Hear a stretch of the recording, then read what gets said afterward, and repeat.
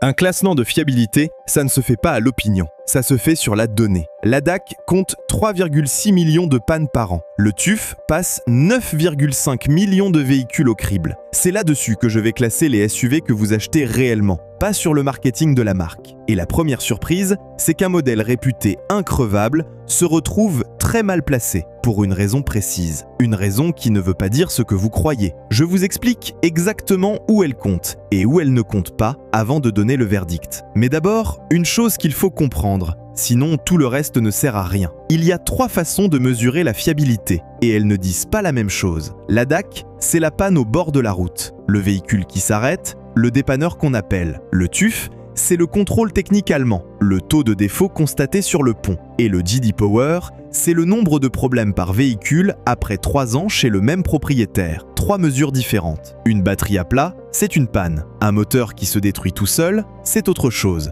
Retenez bien ça, parce que toute la malhonnêteté du marketing automobile tient dans la confusion entre les deux. Et autant vous dire que ce classement vous concerne. En 2025, le SUV, c'est désormais plus de la moitié des voitures neuves vendues en France. 53%. Une voiture sur 2 qui sort d'une concession, c'est un SUV. Le Peugeot 2008, 54 635 exemplaires sur l'année. Le 3008, près de 39 000. Le Renault Captur, le Dacia Duster, autour de 37 000 chacun. Ce ne sont pas des modèles de niche que je vais vous décortiquer. Ce sont les voitures de vos voisins, peut-être la vôtre. On commence par le bas, par le gouffre. Et le gouffre, en France, il a un nom. Il s'appelle PureTech. Le moteur 1,2 PureTech, 3 cylindres, essence, lancé par PSA, devenu Stellantis en 2012. Vendu comme l'avenir, sobre, propre, conforme aux nouvelles normes de CO2 imposées par Bruxelles. Et ce moteur, vous le connaissez, même si vous ne le savez pas, parce qu'il est sous le capot du Peugeot 2008, le SUV le plus vendu de France depuis 6 ans, sous le 3008 d'avant, sous le Citroën C3 Aircross. Plus de 500 000 véhicules sont aujourd'hui regroupés dans une action collective contre Stellantis. 500 000 propriétaires pour un moteur. Vous voulez savoir pourquoi? Parce qu'un ingénieur, un jour, a décidé de faire passer la courroie de distribution à l'intérieur du moteur, dans le bain d'huile, la pièce d'usure immergée dans le fluide qu'elle est censée laisser propre. Sur le papier, ça gagne quelques grammes de CO2. Dans la vraie vie,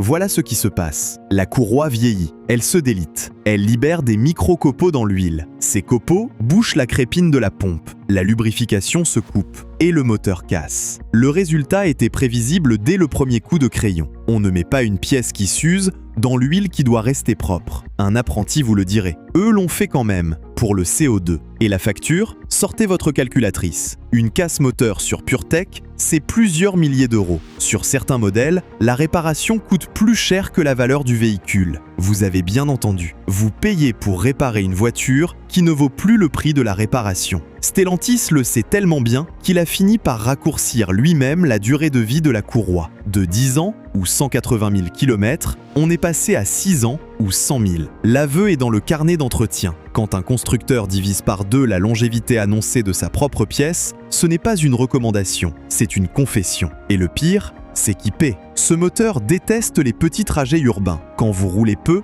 sur de courtes distances, l'huile se charge de carburant. Elle se dégrade plus vite et la courroie morfle encore plus. Or, un Peugeot 2008, un C3 Aircross, c'est quoi? Un SUV de ville, la voiture du quotidien, les courses, l'école, le boulot à 10 minutes. Autrement dit, l'usage exact qui flingue le moteur le plus vite est précisément l'usage pour lequel on vous a vendu la voiture. Cherchez l'erreur. Ceux qui souffrent le plus sont ceux qui roulent le moins. Alors là, on me sort toujours le même argument. Le PureTech a abandonné la courroie en bain d'huile pour une chaîne, donc le problème serait réglé. Vous y croyez, vous? Moi pas. Et les chiffres me donnent raison.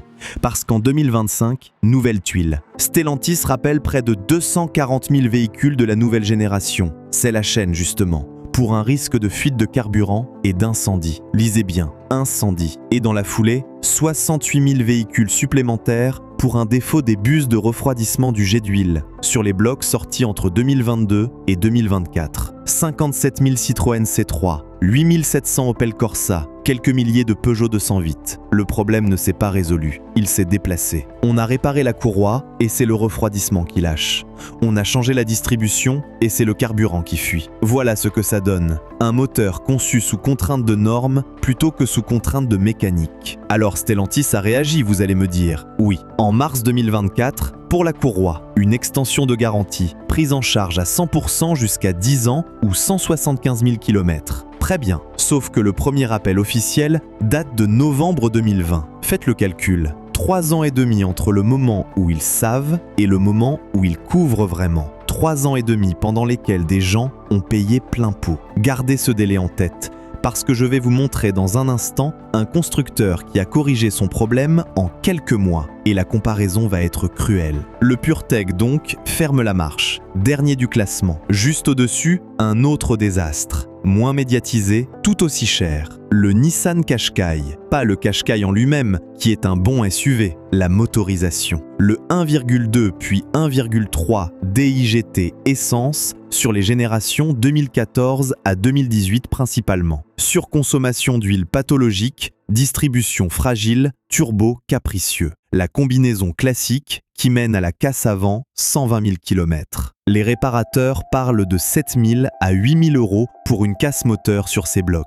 Et la décote sur le marché de l'occasion est telle qu'un acheteur averti négocie 2 000 à 3 000 euros de moins et provisionne autant pour les réparations à venir. Et attention, là je vais être juste, parce que c'est mon métier d'être juste. Tout le Qashqai n'est pas à fuir. Le diesel 1,5 DCI, dans ses versions récentes, post-2017, est nettement plus sain. Le 1,3 DIGT d'après 2018 a été corrigé. Le piège, ce sont les premiers millésimes essence. Le 1,2 DIGT entre 2014 et 2016. Celui-là, vous le croisez en occasion à prix attractif, justement parce que les connaisseurs le fuient. Un Qashqai pas cher avec ce moteur-là, ce n'est pas une affaire, c'est un appât. Le moteur conçu pour économiser le carburant, celui qui vous coûte le plus cher. Vous voyez le motif se dessiner? Les deux pires moteurs du segment sont deux moteurs de downsizing. Deux petits blocs turbo-essence poussés au-delà de leur marge mécanique pour passer les normes. Ce n'est pas une coïncidence. C'est une politique. On a demandé aux constructeurs de baisser le CO2 coûte que coûte, ils ont rétréci les moteurs coûte que coûte, et la facture, devinez sur qui elle tombe. Pas sur Bruxelles, pas sur Stellantis, sur vous. Alors avant de remonter le classement, parce que ça va remonter, je vous dois une chose.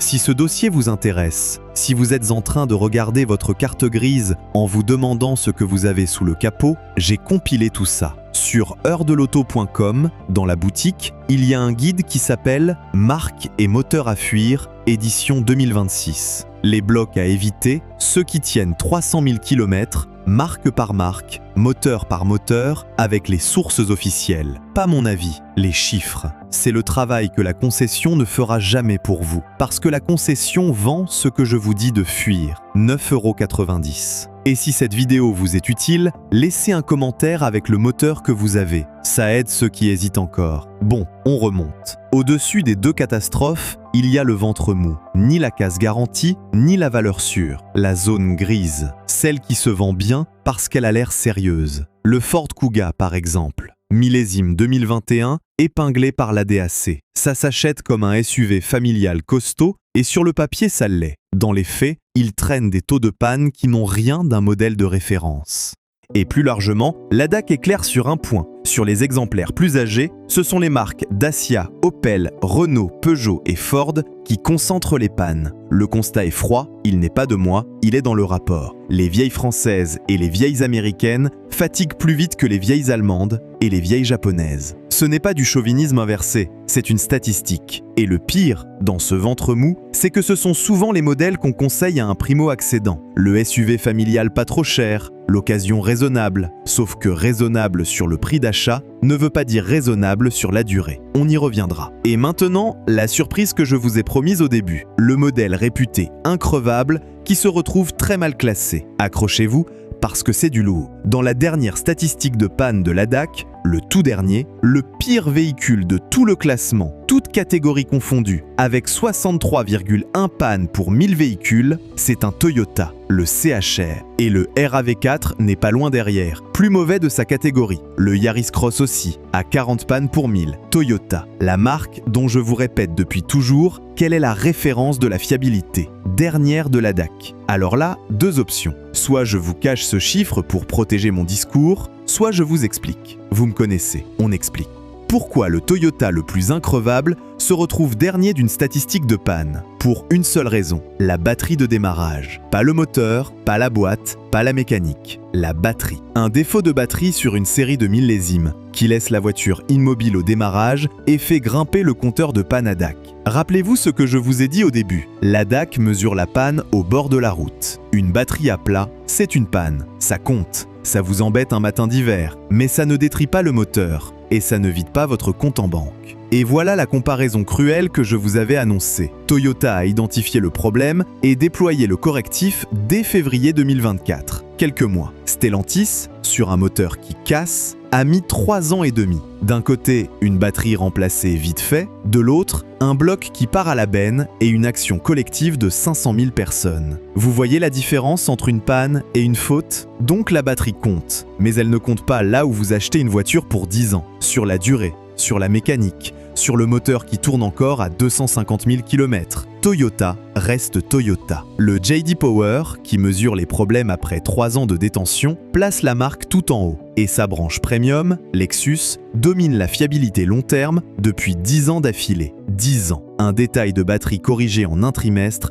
ne renverse pas ça. Le marketing voudrait vous faire croire que oui, les chiffres disent non. Voilà pourquoi je vous ai prévenu de ne pas confondre les 3 mesures. Parce que c'est exactement avec cette confusion qu'on vous vend du vent. Et ce n'est pas fini, parce que la même confusion sert à vous vendre autre chose. J'y reviens dans 2 minutes, quand on aura fini de monter. On continue à monter donc, et l'air devient respirable. Le milieu de classement, c'est le territoire de l'honnête. Le Dacia Duster par exemple. Personne ne vous dira qu'un Duster c'est du luxe. L'intérieur est basique, les plastiques sont durs. Mais la mécanique thermique simple, sans fioritures, sans downsizing extrême, ça tient. C'est précisément parce que Dacia n'a pas cherché à mettre de la haute technologie partout que la voiture ne tombe pas en panne de haute technologie. Il y a une leçon là-dedans. La fiabilité, ce n'est pas de la sophistication, c'est de la retenue. Le Hyundai Tucson, dans le même secteur, fait le travail. Le Coréen a rattrapé son retard, propose de longues garanties et ne traîne pas de scandale moteur comparable au PureTech. Ce n'est pas la valeur sûre absolue, mais ce n'est pas un piège. Et puis on arrive en haut, là où vous devriez regarder avant de signer quoi que ce soit. Le haut du panier européen d'abord. Le vainqueur SUV du TUV 2026, c'est le Volkswagen T-Roc. À 7 ans d'âge, 6,7% de défauts au contrôle technique. Pour vous donner l'échelle, la moyenne du marché, c'est plus d'un véhicule sur 5 recalés. 21,5% exactement.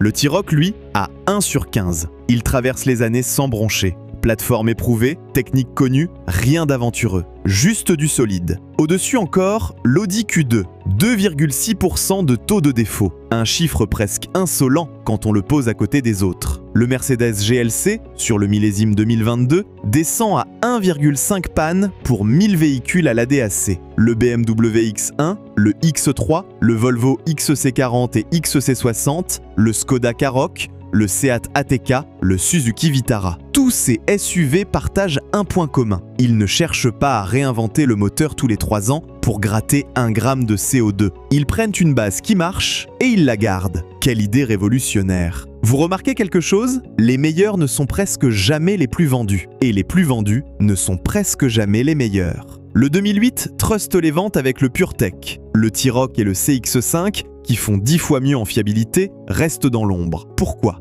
Parce qu'on vous vend un design, un écran tactile, une silhouette, pas une courbe de panne. La courbe de panne, personne ne vous la montre en concession. Moi si. Et il faut bien mesurer l'arnaque. Un SUV, vous le payez plus cher qu'une berline équivalente. Plus cher à l'achat, plus cher à l'assurance, plus cher à la pompe. Et pourquoi vous acceptez de payer ce surcoût? Pour une sensation. La hauteur, la position de conduite, l'impression de robustesse, de sécurité. On vous vend du solide, du rassurant. Sauf que sous le capot du modèle le plus rassurant de France, il y a le moteur le plus fragile du marché. Vous payez le prix de la solidité pour acheter de la fragilité. C'est exactement ça, et personne ne vous le dit à voix haute. Et tout en haut, le sommet. Les SUV que vous pouvez acheter les yeux fermés.